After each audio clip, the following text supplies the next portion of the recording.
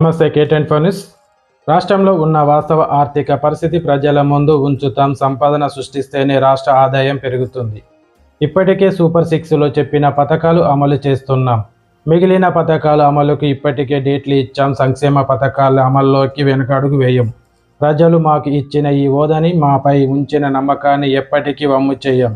ఆంధ్రప్రదేశ్ ముఖ్యమంత్రి నారా చంద్రబాబు నాయుడు. అప్పుడు చెప్పాం శ్రీలంకతో పోటీ పడుతున్నారని చెప్పాం. ఇప్పుడు చూస్తే నీతి ఆయోగ్ పంజాబ్ కంటే పైన ఉన్నాం, బీహార్ కంటే కింద ఉన్నాం. నేను చెప్పింది వాస్తవాన్ని ఎస్టాబ్లిష్ అయింది. Now we have to revive. నేను అని చెప్పి మొత్తం వదిలేసా అనుకోండి, పబ్లిక్ కూడా హెల్ప్లెస్ అవుతారు కదా. I cannot leave at that stage. I have to fight. ఏ విధంగా చేయాలి? అందుకనే మీరు చూస్తే ఇప్పుడు వచ్చిన తర్వాత 3-4 ప్రోగ్రాంలు వెల్ఫేర్ చేశాం. సూపర్ 6లో మిగిలినట్టు కూడా చేయాలి. దానికి కూడా డేట్స్ ఇచ్చాం. అవి కూడా వర్కౌట్ చేస్తున్నాం. అవి కూడా చేస్తాం.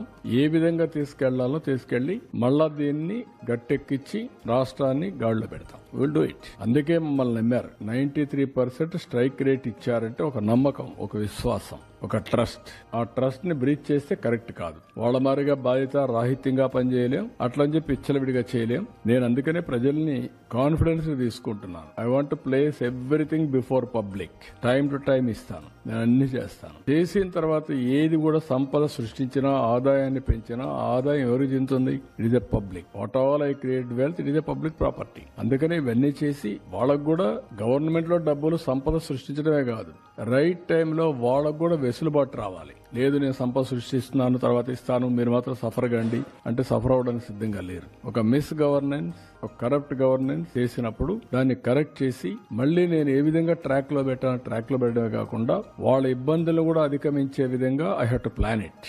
నేను మొత్తం క్యాపిటల్ ఎక్స్పెండిచర్ గా పెడతా, అప్పటి వరకు మీరు వెయిట్ చేయండి, నేనేం మీకు ఇవ్వనంటే that is not fair. That nobody will. వాళ్ళు కూడా సఫర్ అయ్యేదానికి కరెక్ట్ కాదు. మాకు ఓట్లేసింది సఫర్ కావడానికి కాదు, మాకు ఓట్లేసింది రివైవ్ చేస్తామన్న నమ్మకం కోసం. అదే మరి ఆదుకుంటామని, ఆదుకునే బాధ్యత మా పైన ఉంది. డెఫినెట్ గా